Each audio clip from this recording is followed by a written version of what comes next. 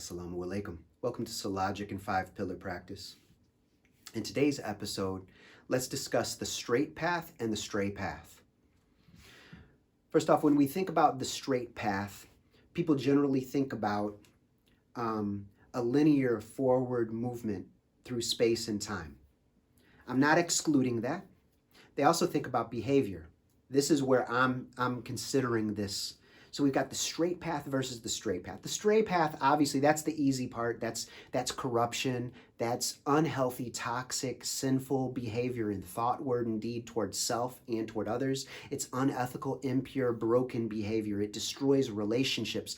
It destroys our relationship toward our body and our mind. It destroys our relationship within marriage, between us and our children, between us and our parents and our family and extended family, between us and our co-workers and our in the human community, between us and Muslims and non-Muslims, between us and other creatures, between us and the ecosystems within our environments, and obviously our relationship with truth first and foremost.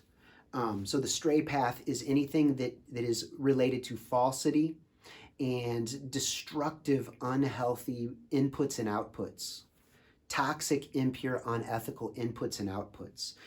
That's where the stray path, and it takes us off path, and it takes us toward distraction and destruction. Where we not only move into hellfire, but become hellfire to self and others. Instead, we need to become a mercy to all of creation within the prophetic tradition. So we are water, so we have our water purified, the resonance through vibratic sonic bathing and the purificatory process through Toba and Tazkiyah, through Tawakkul, and then we become a mercy within relationship to everyone and everything around us. This is the path of the Imam Mahdi. This is the prophetic path. This is the path of purification and perfection, the path of spiritual maturation. So, what is the straight path? I would argue that the straight path, wherever you are in the moment, is where you're at in your movement through space and time. So you are traveling on a path that begins before your birth into this world and goes beyond your death in this world. So it's from before the before and after the after. And it's a continuous path. It's a movement through space and time.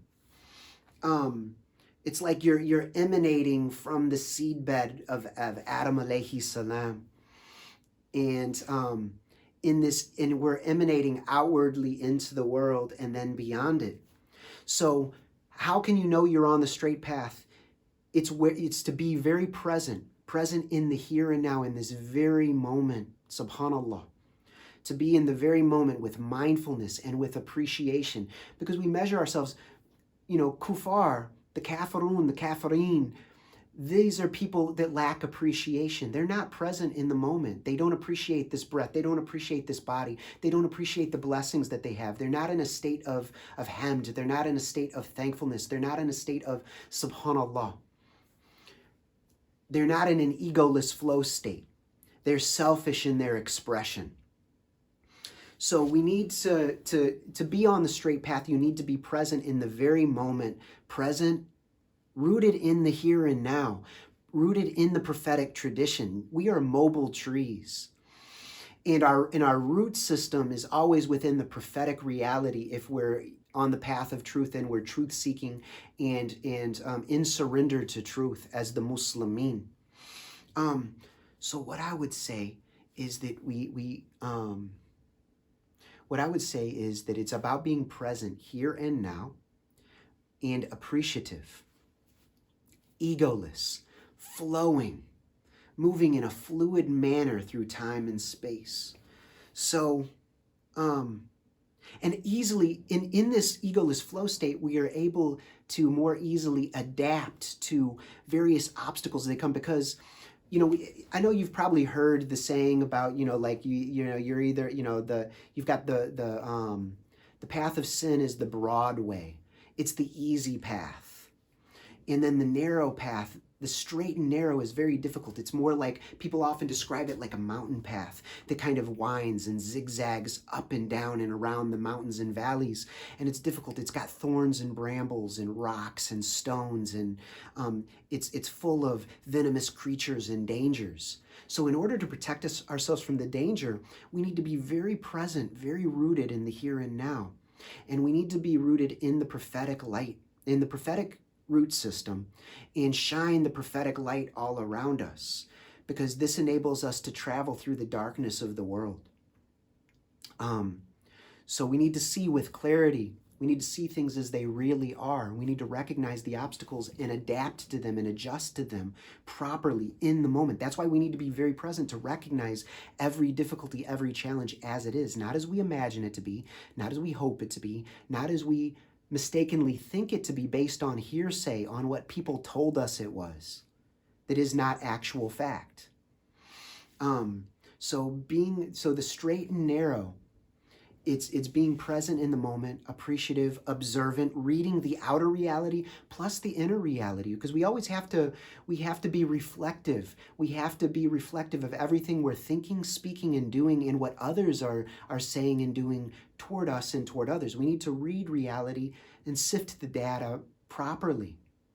So in this process of ikra, of reading, we're also analyzing on the spot as we move and problem solving in the moment, which requires deep presence. To read is to observe and to deeply, closely listen, to pay attention and to analyze properly, to have a proper methodology for analysis.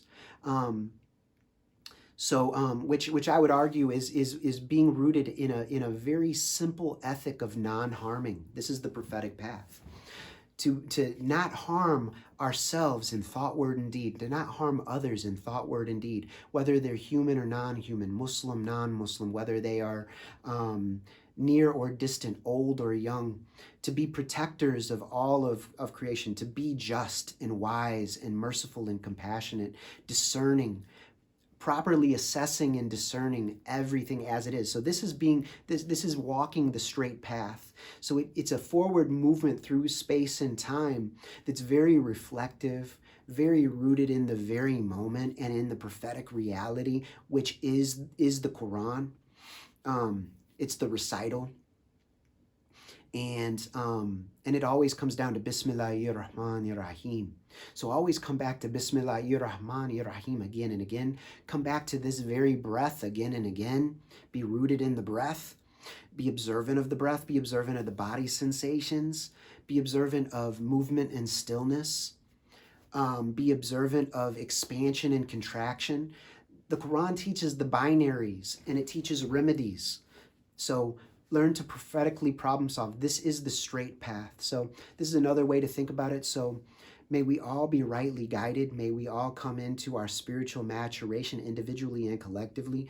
And may we come out of this malhama intact and with our human dignity and bodily and spiritual integrity intact, organically, ethically, in purity, and returning to the garden in everything we think, speak, and do.